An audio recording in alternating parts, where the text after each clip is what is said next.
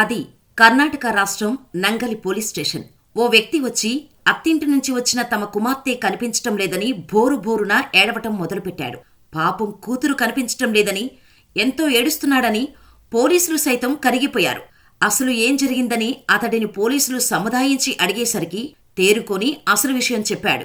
కొన్ని రోజుల క్రితమే తమ కూతురికి పెళ్లి చేశామని, కూతురుని చూడాలనిపించి 2 రోజులు ఇంటి దగ్గర ఉంటుందని తీసుకువచ్చినట్టు చెప్పాడు. కాని 3 రోజుల తర్వాత నుంచి తన కూతురు ఎక్కడకు వెళ్ళిందో కనిపించలేదని, మొత్తం బంధువులందరినీ వాకప్ చేస్తే అక్కడకు రాలేదని చెప్పటంతో పోలీసుల దగ్గరకు వచ్చినట్టు తన బాధనంతా చెప్పాడు రవి.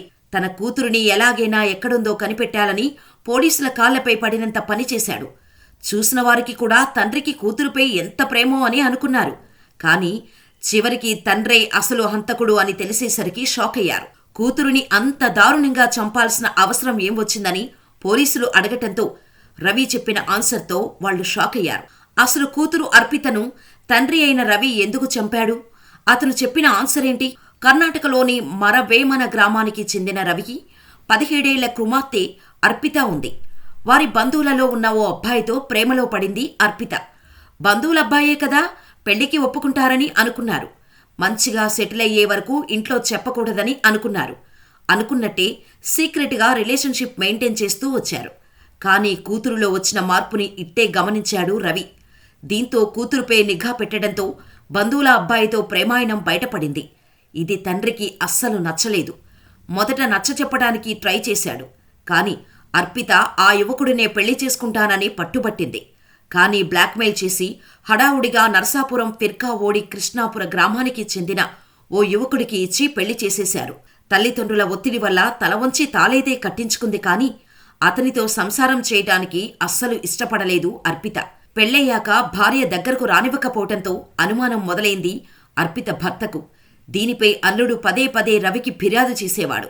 దీంతో రవి 2023 మే 21న వెళ్లి కూతురుని ఇంటికి తీసుకుని వచ్చాడు. ప్రేమ విషయంపై తండ్రి కూతుర్ల మధ్య మళ్లీ గొడవైంది. కూతురు ప్రేమ విషయం వియ్యంకుల ఇంట్లో తెలిస్తే పరువు పోతుందని అనుకున్న రవి ఊరికి సమీపంలో ఉన్న ముస్టూరు గ్రామం వద్ద ఉన్న ఫారం హౌస్ వద్ద కూతురు అర్పితను తీసుకుని వెళ్లాడు. భర్తతో కాపురం చేస్తావా లేదా అని మళ్లీ అడిగాడు. ఎంతకీ ఒప్పుకోకపోవటంతో ఆమెను కొట్టి గొంతు పిసికి చంపేశాడు. శవాన్ని మాయం చేయటం కోసం ఓ గడ్డివాములో శవాన్ని పడేసి నిప్పు పెట్టి వెళ్లిపోయాడు. ఇంటి దగ్గర మాత్రం కూతురు కనిపించటం లేదని, ఎక్కడికో వెళ్లిపోయిందని అందరినీ నమ్మించాడు. అప్పటికే అర్పిత ప్రేమ గురించి తెలిసి ఉన్న కుటుంబ సభ్యులు అతనితో వెళ్లిపోయిందేమోనని అనుమానించారు. చివరికి ఆ అబ్బాయి దగ్గరికి రాలేదని తెలియటంతో తెలిసిన చోటల్లా వెతికారు అంతా. అర్పిత చనిపోయిందని తెలియక, పెళ్లి ఇష్టం లేక ఇంటిని వదిలిపెట్టి వెళ్లిపోయిందని అందరూ నమ్మటం మొదలుపెట్టారు. ఆ తర్వాత కొన్ని రోజులకి రవి పోలీస్ స్టేషన్కు వెళ్లి తన కూతురు కనిపించటం లేదని ఫిర్యాదు చేసి ఎలాగైనా కూతురుని కనిపెట్టాలని ఓవరాక్షన్ చేశాడు. తనని కనిపెట్టలేరని 2 కన్నీళ్లు కార్చేసి ఇంటికి వెళ్లిపోయాడు. పోలీసులు ఎన్నిసార్లు ఇన్వెస్టిగేషన్ చేసినా అర్పిత ఏమైపోయిందో, ఎక్కడికి వెళ్ళిందో కనిపెట్టలేకపోయారు. పోలీసులు సైతం కేసును పక్కన పెట్టేశారు. అయితే ఓ రోజు నంగలి పోలీస్ స్టేషన్కు ఒక ఆగంతకుడు ఫోన్ చేసి రవి చేసిన దుర్మార్గాన్ని పూసగుచ్చినట్టు చెప్పాడు. దీంతో పోలీసులు రవిని తీసుకొచ్చి తమ స్టైల్లో ఇన్వెస్టిగేషన్ చేయటంతో నిజాన్ని కక్కేశాడు. పరువు పోతుందని కూతురుని తానే చంపినట్టు ఒప్పుకున్నాడు. ఆధారాల కోసం అర్పితను కాల్చేసిన స్థలానికి ఫోరెన్సిక్ సిబ్బంది తనిఖీ చేయటంతో అర్పితవి కొన్ని ఎముకలు మాత్రమే దొరికాయి. ప్రేమించిందన్న ఒకే ఒక్క కారణంతో కన్న కూతురునని చూడకుండా కర్కశంగా అర్పితను రవినే చంపాడన్న వార్త గ్రామంలో తెలిసి అందరూ హడలిపోయారు.